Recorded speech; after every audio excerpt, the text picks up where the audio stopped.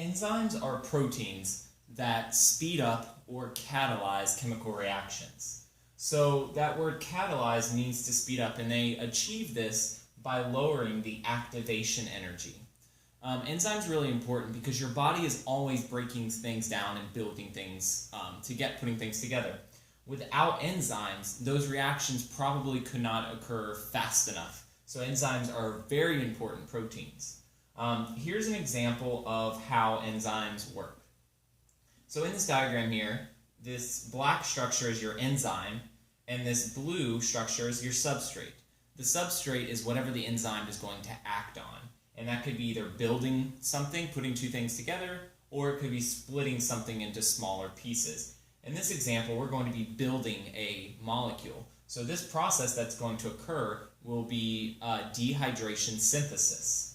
So your substrates will fit into the enzyme in what's known as an active site.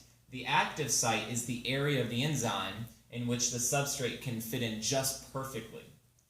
When those enzymes and substrates come together in the active site, you get what's called an enzyme-substrate complex. It's just a really fancy name for saying everything we just talked about here.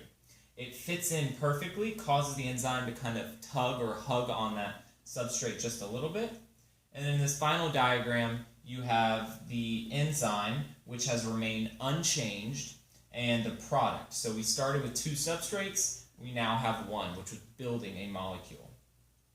This idea that a substrate fits in perfectly with an enzyme is known as a lock and key theory. So every lock will have one key that it can fit in there. So enzymes are reusable, and they only act on one specific substrate. So for example, the enzyme lactase, we know that's an enzyme because it ends in ASE, will only work on lactose. It can't work on anything else.